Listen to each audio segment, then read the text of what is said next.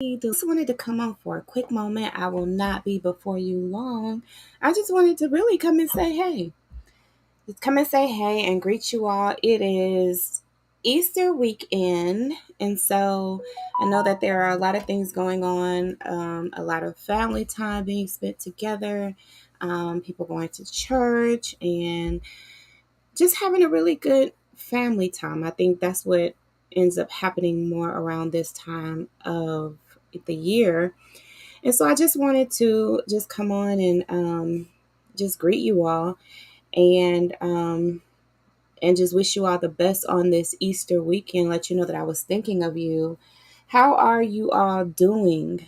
Okay, how are you doing? You guys know we have an audiobook out now. And when I tell you the audiobook is going to take the book Provoked to a whole other level, listen, it is really going to come alive for you.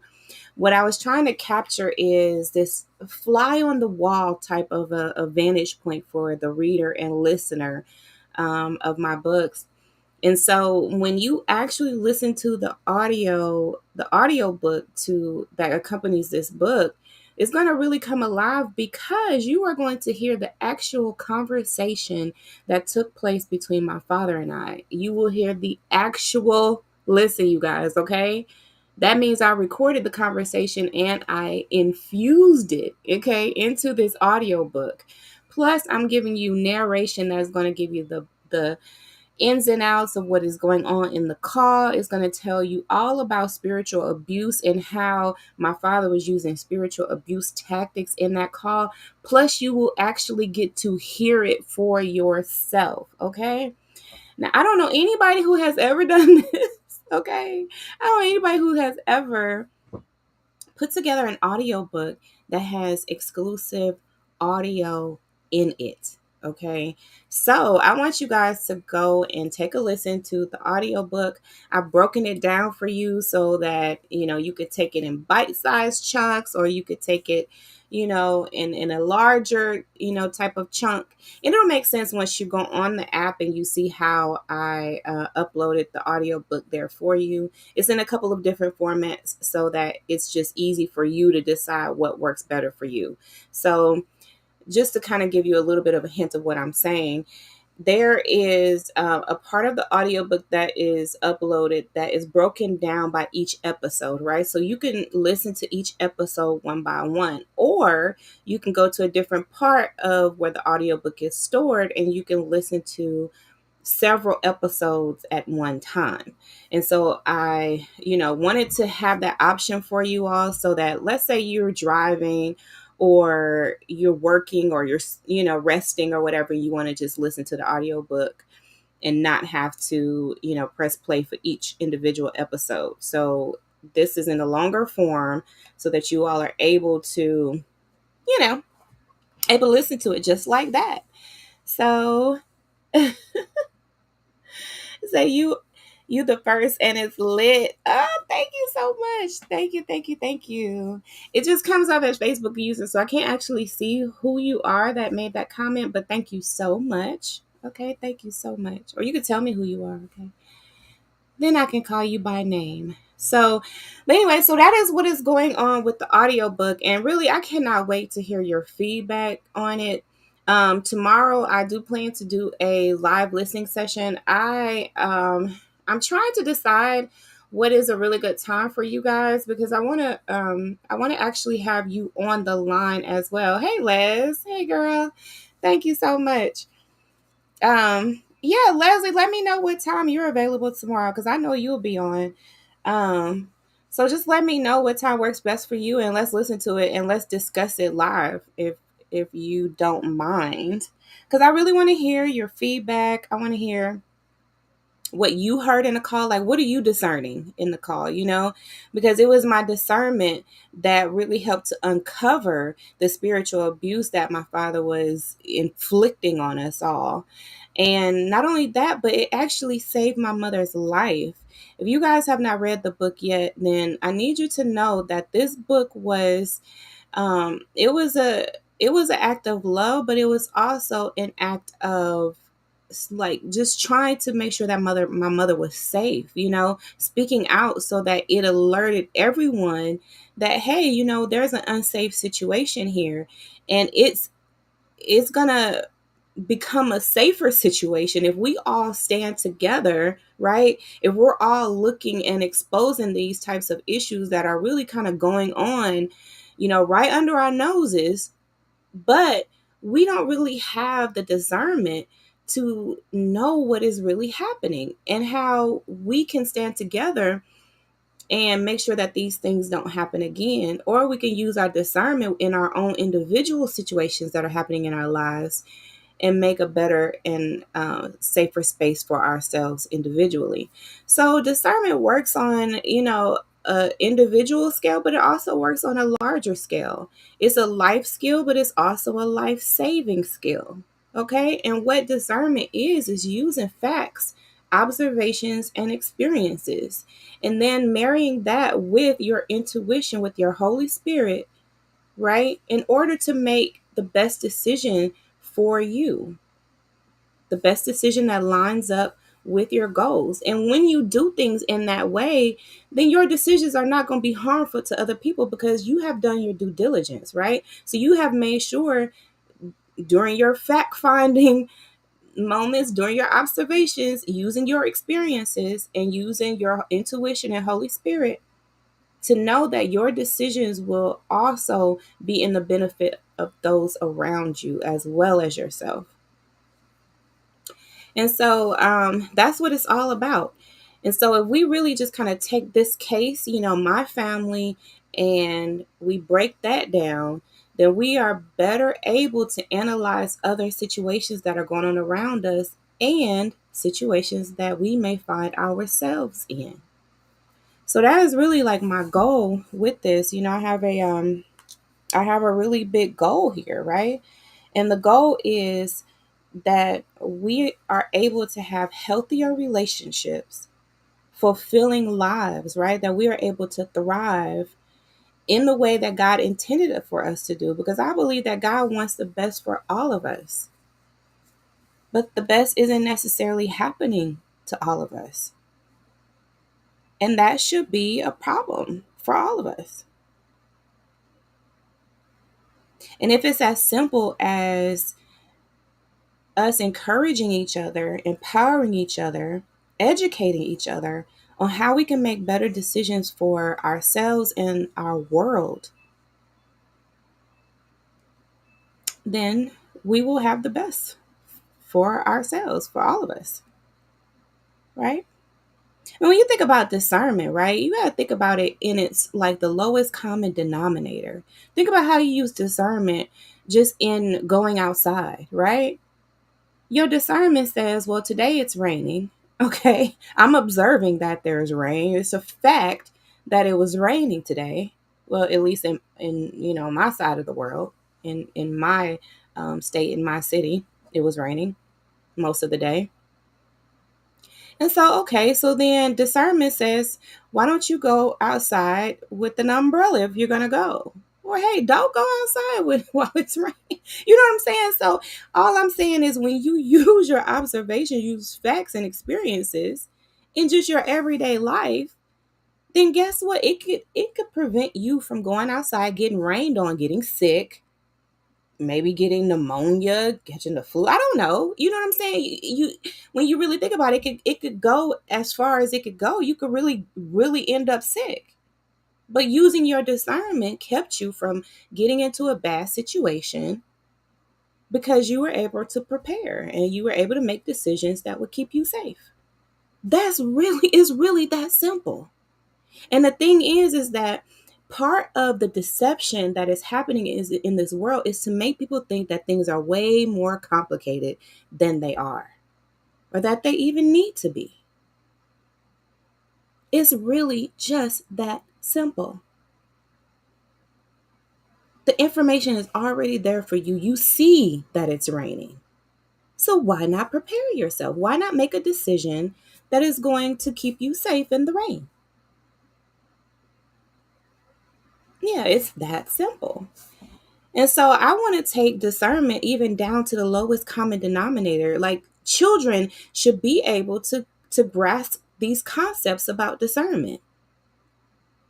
But you'll have people who try to complicate this whole topic and make it where it's not even within your reach. You're thinking, oh, this is some grand spiritual concept that I have to be like this great Christian in order to have discernment. You know what I'm saying? And it's really not like that.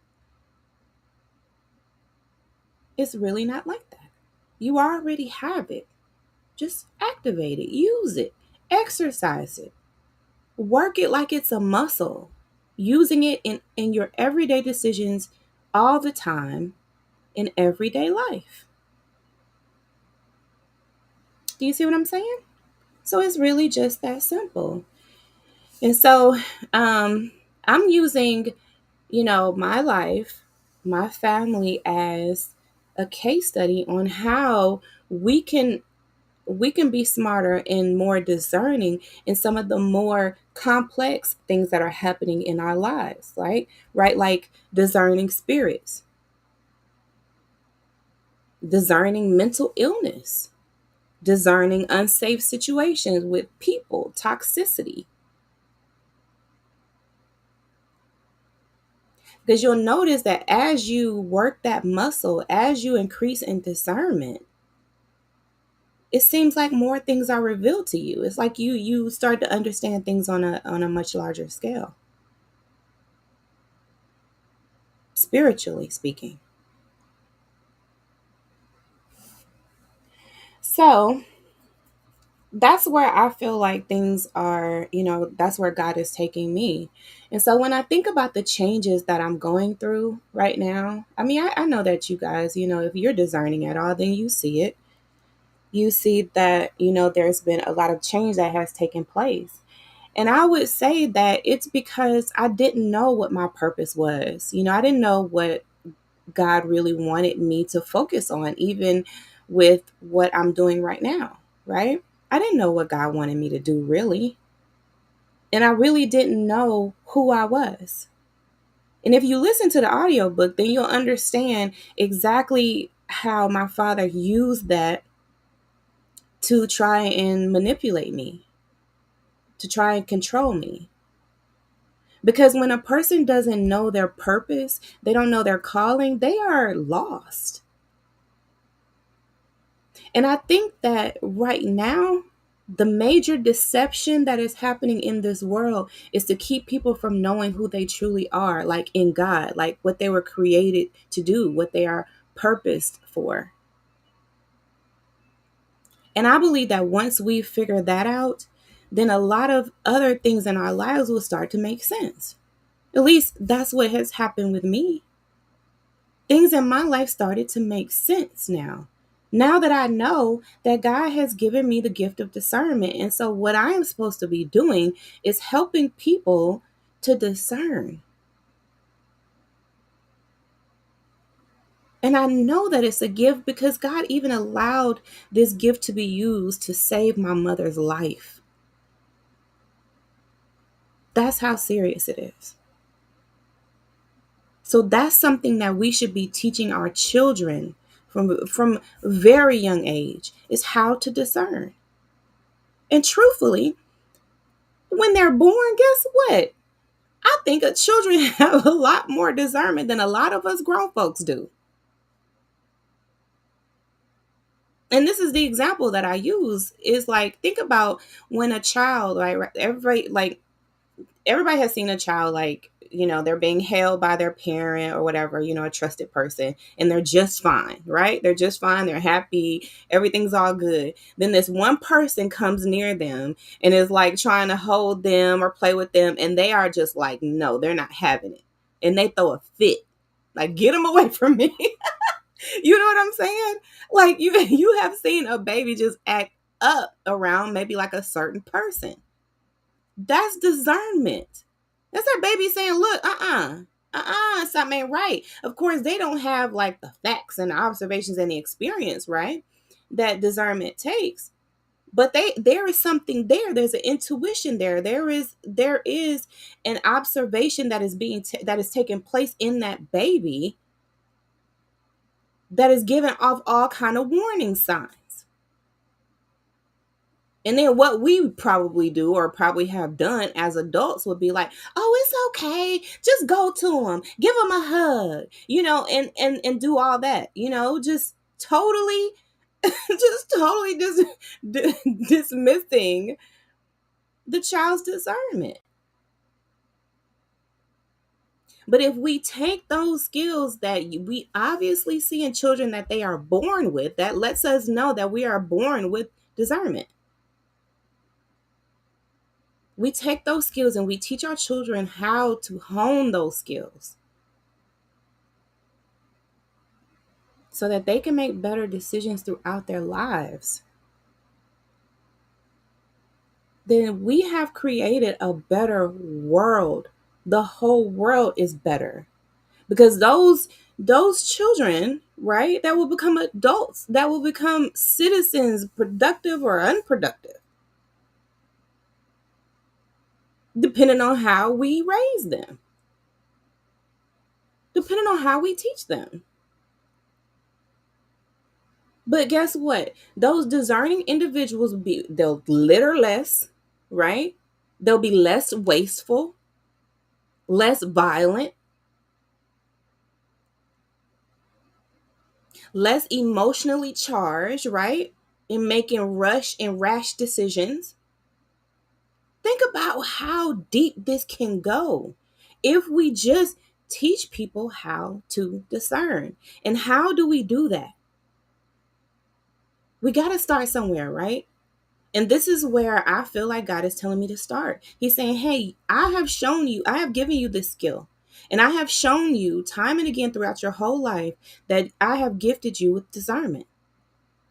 And now you know that you have discernment. So now your mission is to help people to increase their discernment, to learn to discern." And for those of us who are on that level to where we can get this audiobook, have a discussion about the audiobook, and really start to discuss these concepts, right? And how we discern when things are unsafe for us, when people are lying, when spiritually things are not adding up, all of that stuff. We have to actually put that muscle to use. And I believe that this is a great way to put that muscle to use is by discussing my case, my story, and how I was able to uncover, how I was able to discern. And really, I say uncover, but it really isn't uncovering. Well, yes, it was, but it okay. This is how it is, right? In all of my studies of discernment, this is what it says, right? That the information that you need to make a discerning decision, is not really hidden from you, right? Truthfully, you may not have all the facts, right? You may not have all the information, but generally you have enough information to make a sound decision. And then maybe once more information is presented to you over time, then maybe you can revisit all the facts, right? And see if maybe you need to make a different decision. But really, the information isn't hidden. And so even now, when I talk to you guys about discernment, and I talk about this whole case with my father and the narcissism and the spiritual abuse, right? And all of that, you got to think this information is not hidden. This information is in a form of a book. It's in a form of an audio book. You can go on his page. You can research. You can do a lot of things, but the information is there for you. For you to be able to make a discerning decision, to make a judgment in this situation. And I say judgment on purpose because we were always taught, right, that we aren't to judge. But yes, we are. Yes, we are. Somebody lied to us, y'all. We are supposed to be making judgments. No, we are not the ultimate judge, right? We are not the ultimate judge, but we are supposed to be making judgments. A judgment call, right? Like I'm making a judgment call in this situation. Okay, yeah, I'm gonna go a different route home. That's me making a judgment call. I'm gonna grab my umbrella today because it's raining. That's a judgment call.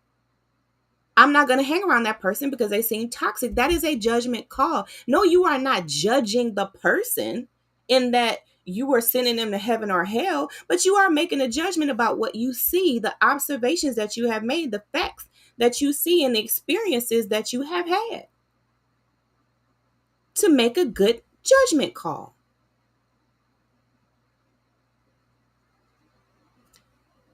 I wasn't supposed to really get on here and start teaching, okay? But, or preaching or whatever, however y'all taking this right now, okay?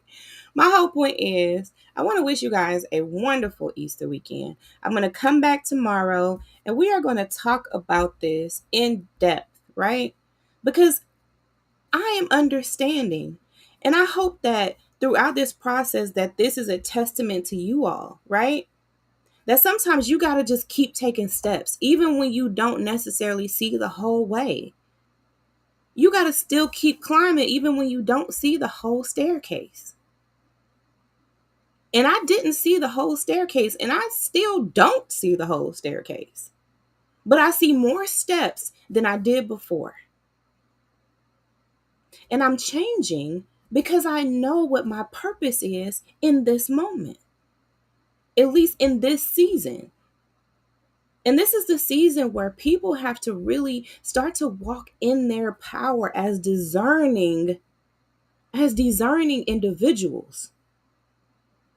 We do have the mental capacity to make a decision that is best for us. We have the power and the spiritual right and the human right and every other right. And while there is so much deception in this world where you can't even tell the truth from the lies, not even something as so understood as gender. Okay? Something so understood as gender, like that is understood anywhere, everywhere you go. Even that is up for debate. The truth isn't up for debate ever. But the name of the game right now is like a deception that's on a whole other level to where you can't even discern, you can't even tell the difference in an understood truth that we all accepted. We all accepted that there is male, there is female.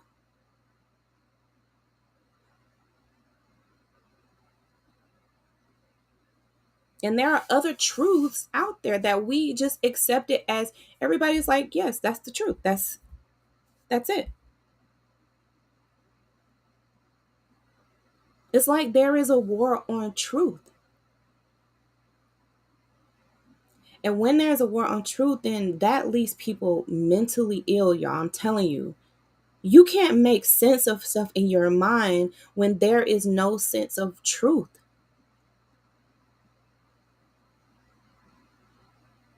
And discernment is what is deciding between, right? Being able to decipher between, dissect, analyze the truth from the lies. But when there is no clear truth, when there is an attack on truth, then this, I'm telling you, like, this is not good. And not to put fear in you or anything, but just to alert you. This is not good at all. And you have to think about your children and your children's children. And if we are going down this path and we're allowing this path to continue, right? We're allowing the deception to continue, then what truth is there for our children and our children's children?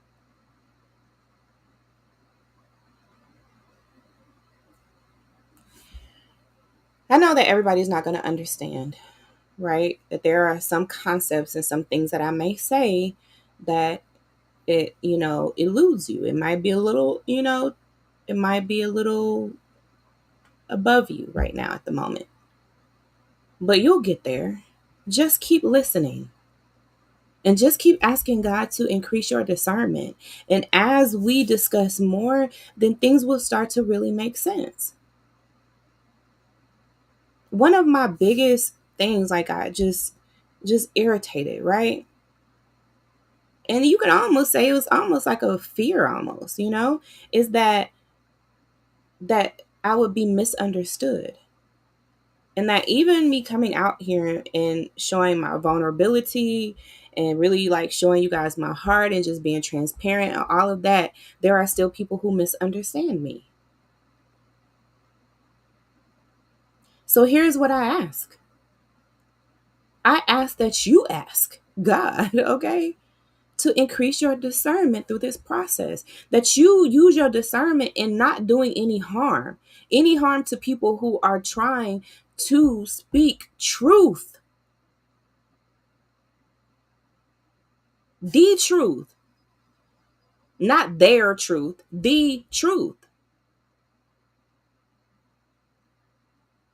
That's understood. It's understood that we should not be abused. Like, we shouldn't be abusing each other. That's an understood truth. Like, that's just it. No, don't, no, you can't do it.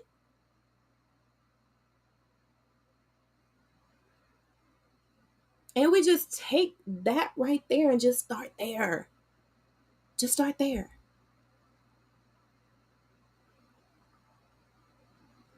Then as we interact with one another, right? As you guys are listening and you're taking it all in or whatever, you're increasing your discernment throughout the process, right? Ask God to help you to use wisdom in the things that you say.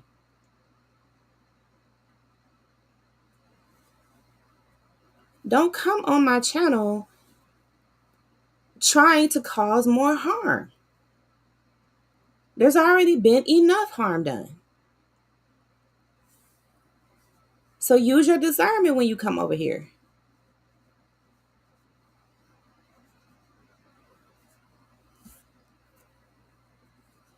That's what it's all about. So I'm gonna let y'all go. I made some cheesecake. It's out of the oven. Well, it's not out of the oven, but it's done now. So I'm gonna go take it out of the oven.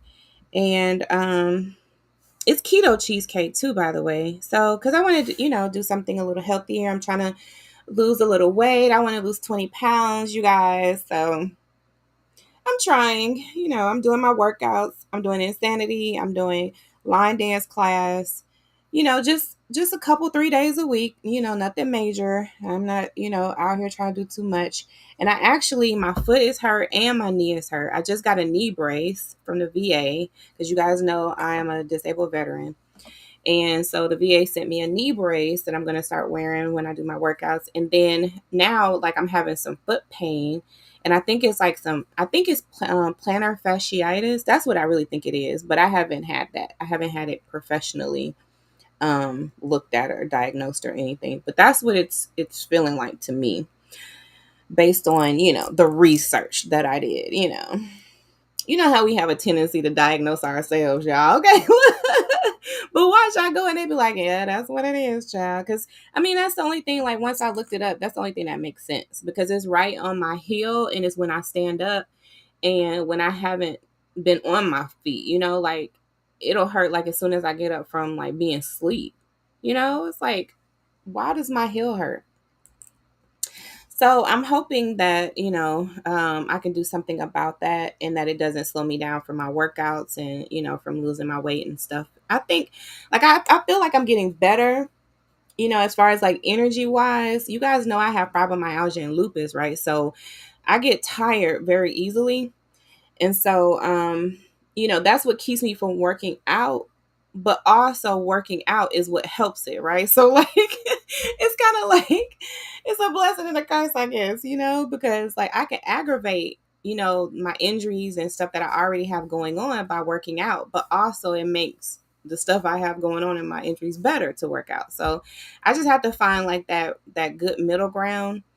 And I've been doing, like, modified, like a modified workout of the insanity. So I haven't been doing like too much, but still, I'm feeling it. So I got to pull back a little bit, listen to my body and all that good stuff. Use my discernment, okay, when trying to work out, because I know I got issues that I don't want to worsen. So anyways, I encourage you guys to do it as well. And also know that on the app, there is a section there. I have a section for walking.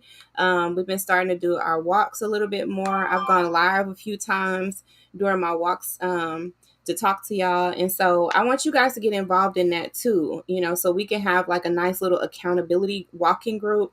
And there are some other things on the app. You guys, the app is a whole vibe, okay? Now, I want you to know that while you are on there right now, it's still a work in progress. It's not nearly what it's going to be. But I want you guys to get on there. And even if you are not prepared to buy an audiobook right now, just go ahead and sign up for a basic plan on the app. And that way you're on the app, right? You can still get free episodes of the audiobook. They're on there right now. Free episodes of the audiobook. Plus, there's already some good information on discernment. There's good information on spiritual abuse on there. You have the accountability group on there, as well as the chat. Okay, so you have the chat to where you can have conversations about the book in that chat. Okay, so I want you guys to know that I'm really building a community with the app. But right now, I really want you guys to listen to the audiobook and let me know what you think about the audiobook. So tomorrow, we will be back to have a live listening session, listening and discussing. And what I'll do is I'll just be prepared to be on live for a while. So that way you guys come in and come out as you see fit and, come talk to me and, we'll do the whole thing. I'll give y'all some story times, some really good information about other things about religious narcissists, spiritual abuse and stuff like that. So we'll really start kicking this thing off on tomorrow. Okay. I love you guys. And I pray that you all have a wonderful rest of your evening. And I will see you tomorrow. What I'll do is I'll just let you know a little bit ahead of time. Send out the alerts. Make sure that you have hit the notification bell so you guys know when I'm going live and when I post new videos. Also, you'll get the alerts of when I post that I'm going to go live, right? So you guys will know when I'll be on, like maybe give you like a 15-minute, 30-minute heads up. Okay. I love you guys. And thank you so much. Make sure you like the video. Make sure you get on the app, peruse the app, go listen to the audiobook and let me know when you get it. Love you. Bye-bye for now.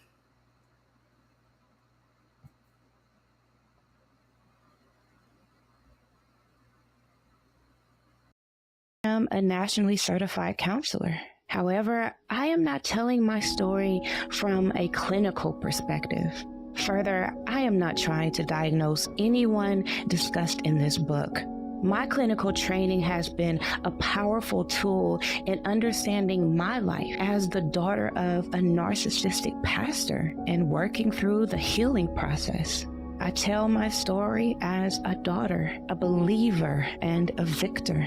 I tell my story as someone recovering from narcissistic abuse and learning to love herself.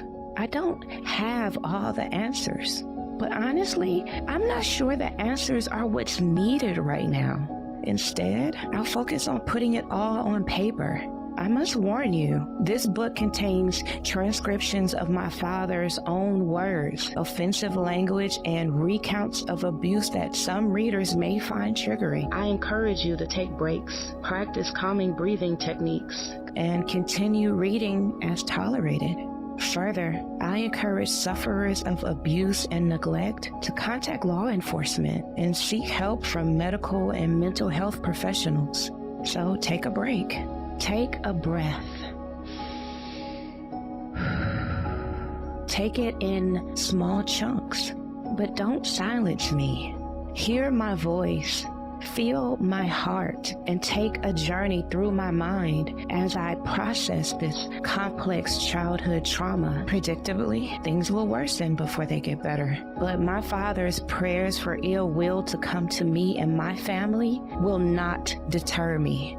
As the pastor's daughter, I offer a unique perspective, a vantage point different from others. I have witnessed pure evil, the inner workings of a man whose only God was himself and his money.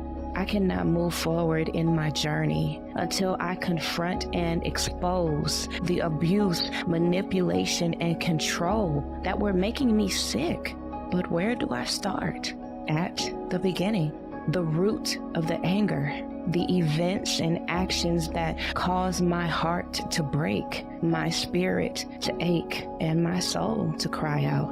I pray my experiences enlighten and encourage all who read this book, and that God gives you the strength to do what is necessary to heal from narcissistic abuse. I believe that there are lessons in these challenging situations, that even negative things ultimately work out for our benefit. Just as I am doing the work to heal from the abuse I experienced, my Father can too. This will anger him, but he too can find redemption from what I reveal within these pages. The choice is his, but I must expose this now so we can heal. As Dr. Ramani says, sometimes hurt people help people. So I invite you to take this journey with me, the journey of a truth teller. My name is Delores, and I am the daughter of a narcissistic pastor. That's my reality, and this is my story. The Pastor's Daughter, Provoked, available now on audio, including exclusive audio recordings. Listen now on the Kingdom Code app, thekingdomcode.passion.io.